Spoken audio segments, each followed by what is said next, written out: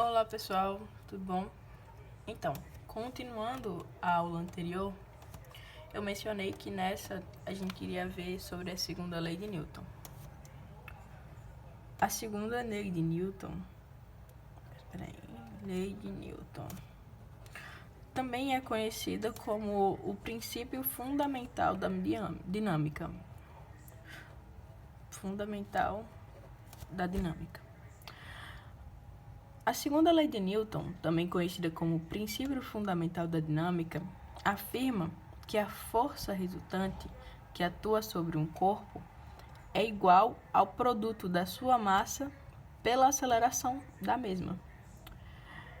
Vista na tradução original, o livro do Isaac Newton, diz que a mudança do movimento é proporcional à força motora imprimida e é produzida na direção de linha reta na qual a força é aplicada. Segundo a lei de Newton, explica que a força resultante aplicada a um corpo é igual ao produto da massa da matéria pela aceleração adquirida, ou seja, a soma da força vetorial sobre um corpo produzirá uma aceleração desse corpo diretamente proporcional ao seu momento linear.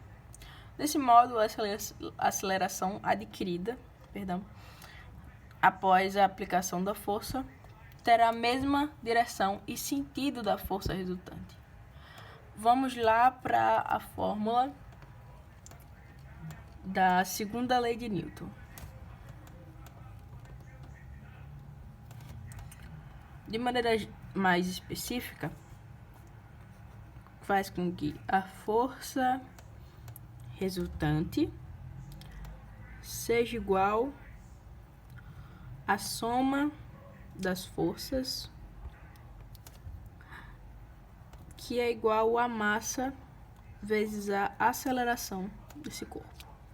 E o que seria a aceleração? Seria o que a gente viu já em cinemática, que é o delta V sobre o delta T, que seria essa variação, o delta da velocidade dividido pelo tempo, que voltaria para a aceleração. De maneira geral, essa é a forma. Mas, de uma maneira mais específica, se a gente diminuir isso aqui, vai sobrar só que a força resultante é igual à massa vezes a aceleração, onde a força resultante ela vai ser medida em newton, a massa do corpo, de acordo com o Sistema Internacional de Unidade, ela vai ser medida em quilogramas, e a aceleração em questão ela vai ser medida por metro por segundo ao quadrado. Metro por segundo ao quadrado. Então, tá aqui, de uma maneira mais simplificada, essa que seria a fórmula da segunda lei de Newton. Essa fórmula estabelece a resultante das forças e é chamada de equação fundamental da dinâmica. Assim, a massa do corpo é a constante de proporcionalidade da equação e é a medida da inércia do corpo. Cabe ressaltar também que a força nesse caso diz respeito a um referencial inercial, sabendo que a força e a aceleração são grandezas vetoriais que possuem módulo, direção e sentido. É importante levar em consideração a direção e o sentido no qual a força é aplicada. Isso explica o porquê de quando uma força de mesma intensidade é aplicada em corpos de massas diferentes. A aceleração produzida por eles é diferente. Partindo desse princípio, vamos falar também um pouco mais a fundo sobre essa parte da força resultante. A força resultante é a soma vetorial de todas as forças aplicadas a um corpo.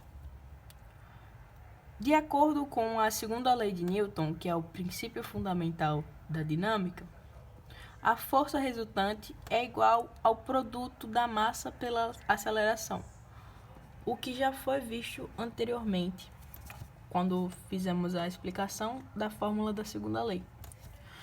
Para haver aceleração e o corpo alterar sua velocidade, é preciso que a soma das forças que atuam sobre eles, ou seja, a força resultante, não seja nula. Essa força resultante, que seria aqui, elas têm que ser diferente de zero. A aceleração dos corpos depende do seu tamanho e da força que imprime para que ocorra a alteração da velocidade, de modo que os corpos que possuam maior massa apresentam uma menor aceleração. Já os corpos que possuem uma massa menor possuem uma aceleração maior. Assim, é possível concluir que a massa do corpo consegue uma resistência à variação da velocidade, sendo por isso a medida indireta da inércia de um corpo. Nesse sentido, a aceleração de um corpo submetido a uma força resultante é diretamente proporcional à intensidade da força e inversamente proporcional à sua massa. Bom, já vimos essa parte do princípio fundamental da dinâmica de uma forma mais abrangente e agora vamos passar, de acordo com as forças que já foram mencionadas, para um outro tipo de força que não é tão diferente assim, que se aplica nesse caso. É a chamada força-peso. Através da segunda lei de Newton, é possível chegar a outra definição essencial para a compreensão dos fenômenos físicos, como seria o peso. A força-peso equivale à atração de um planeta que exerce sobre um corpo em sua superfície. A sua força pode ser calculada da seguinte forma. Bom, pegando o gancho da fórmula da força resultante, que seria da segunda lei de Newton, nós podemos aferir, que a força-peso é igual à massa em questão vezes a aceleração gravitacional do local. A força-peso, ela varia de acordo com a gravidade. Portanto, a massa de um corpo é fixa, mas o seu peso que é variável. Dessa forma, um corpo com massa, vamos exemplificar, de 30 kg no planeta Terra, pode ter uma aceleração da gravidade, que a gente considera como 9,8 metros por centímetros quadrados. Ela possuirá o peso, vamos calcular aqui, 30 kg vezes 9,8 metros por segundo. Isso dará 37,11 newtons. Porque assim como a força resultante, o peso ele também é dado em newtons. O mesmo corpo, nesse exemplo em questão, em um planeta com gravidade diferente, como Marte, a sua gravidade ela vai ser diferente de 9,8. A gravidade aqui ela vai ter 3,711 metros por segundo. Então, vamos fazer aqui novamente. Esse aqui é o peso na Terra. E o peso que a gente vai fazer agora vai ser como se estivesse utilizando a gravidade de Marte. A massa, ela continua a mesma. O que vai variar é o peso. O que vai variar, além do peso, é a gravidade. que aqui vai ser 3,711 metros por segundo ao quadrado. O peso do corpo seria o seguinte: peso em Marte, a gente vai fazer essa multiplicação e vai dar aqui.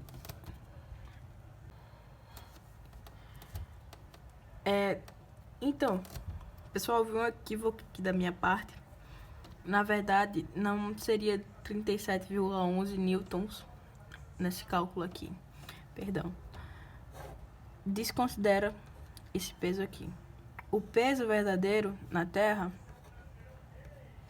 seria de 294 newtons. Agora tá certo. Agora temos um cálculo melhor. Já nesse daqui, a gente vai ter um peso igual a 37,11 newtons. Vemos aqui que a massa, ela independe do local que ela está. O que vai variar mesmo é a sua gravidade e o seu peso, que no caso seria essa força-peso. Vimos que quando a gravidade diminuiu, a força-peso ela também diminuiu. E quando a gravidade ela teve um número maior, como é aqui na Terra, a força-peso ela também aumentou. Temos a relação que o peso e a gravidade são diretamente proporcionais. Então, pessoal, finalizando aqui a explicação sobre a segunda lei de Newton, vamos resolver alguns exercícios, assim como foi no primeiro vídeo. Bom, aqui temos uma questão da AFA. Durante o intervalo de tempo de 4 segundos, atua uma força constante sobre um corpo de massa 8 kg, que está inicialmente em movimento retilíneo com velocidade escalar de 9 metros por segundo. Sabendo-se que no fim desse intervalo de tempo, a velocidade do corpo tem módulo de 6 metros por segundo, na direção e sentido do movimento original, que a força atual sobre ele tem intensidade de 3 newtons no sentido original, 6 newtons em sentido contrário ao movimento original, 12 newtons no sentido do movimento original, ou 24 newtons em sentido contrário ao movimento original. Bom, vamos lá resolver. A partir do movimento uniforme variado, podemos determinar a aceleração desse corpo. A gente vai usar a fórmula que a gente viu na cinemática, que se chama... A gente tem até uma brincadeirinha com ela, que é o vovô ateu. A gente vai pegar a velocidade final, que foi 6, a velocidade inicial, que foi 9, menos a vezes o tempo, que ele deu, que era 4. A gente vai passar isso aqui para o outro lado e esse 6 para cá. Fica, então, A vezes 4 igual a C menos 9. 4A igual a 3. Se está multiplicando, a gente passa dividindo. 3 dividido por 4 dá 0,75. E como é aceleração, a gente utiliza o metros por segundo ao quadrado. Agora vamos utilizar esse valor dentro da equação fundamental da dinâmica. Vamos lá. Força resultante igual a massa vezes a aceleração. A massa, ela foi dada na questão, que era 8. E a aceleração a gente acabou de encontrar, que foi 0,75. O resultado dessa multiplicação fica 6 newton. Como após a aplicação da força, a velocidade do corpo diminuiu. Podemos concluir que a força é oposta ao movimento original do móvel. Então, a resposta correta seria a letra B. Partindo agora para a questão 2. Como vista na tela, um carro, durante um trajeto de 400 metros, sofre um aumento de velocidade de 20 metros por segundo para 400 metros por segundo. Sabendo que a massa do veículo, somada à massa dos seus ocupantes, corresponde a 1.200 kg, determine a força necessária para proporcionar tal aceleração. Aí vem as alternativas: 1.000 newtons, 1.200 newtons, 1.800 newtons, 600 newtons ou, por último, 3.000 newtons. Vamos lá. A aceleração do veículo pode ser determinada por meio da equação de Torricelli, que ela é a velocidade ao quadrado, velocidade final, velocidade inicial ao quadrado, mais 2 vezes a aceleração vezes o deslocamento, que seria o ΔS. A velocidade final dada na questão é 40. A velocidade inicial é 20. Mais 2 vezes a aceleração, que é aquilo que a gente quer encontrar, vezes o deslocamento, que foi 400. Fazendo as continhas, aqui dá 1.600, aqui dá 400, mais 800 vezes a aceleração. Vamos botar esse 400 para lá e inverter um pouquinho a equação. Ficaria 800 vezes A igual a 1.600 menos 400. 800A igual a 1.200. Agora, vamos dividir isso aqui. Eu simplifiquei isso por 10. E 12 dividido por 8 dá igual a 1,5 metros por segundo. Agora a gente vai aplicar essa aceleração que a gente encontrou na equação fundamental da dinâmica, que é a força resultante massa vezes a aceleração, certo? A força resultante será igual à massa, que foi dada no problema, que foi 1.200, vezes a aceleração, que foi 1,5 metros por segundo, que foi aquela que a gente encontrou. Fazendo os cálculos, a força resultante é igual a 1.800 newton.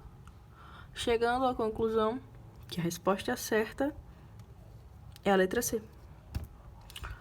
Agora vamos partir para uma questão teórica. Tá? Questão 3. Sobre a segunda lei de Newton, assinale a alternativa correta. A. A força resultante de um corpo é nula caso esse corpo se mova com aceleração constante. B.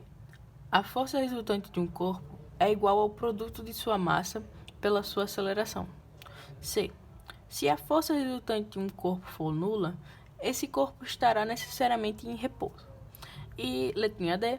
Se a força resultante sobre um corpo for nula, esse corpo se moverá necessariamente com velocidade constante. Vamos analisar aqui as seguintes alternativas. A letrinha A. Ela é falsa, pois se um corpo se move com aceleração constante, a força resultante sobre ele não pode ser nula. Ela é, como a gente viu anteriormente, diferente de zero. Por isso que a questão é falsa. A verdadeira é a letrinha B. Ok. Agora, partindo para as outras alternativas, por que elas não seriam verdadeiras? Vou falar sobre a C. A C seria falsa porque se a força resultante sobre um corpo for nula, Esse corpo poderá tanto estar se movendo em velocidade constante, como poderá estar em repouso. A mesma coisa vale para a letrinha D. Então, como a gente viu aqui, a resposta correta é a letra B. E é isso, pessoal. Eu espero você nas próximas aulas, que a gente vai conversar um pouco sobre a terceira lei de Newton e finalizamos a parte de dinâmica com uma videoaula sobre trabalho e energia. É isso. Tchau.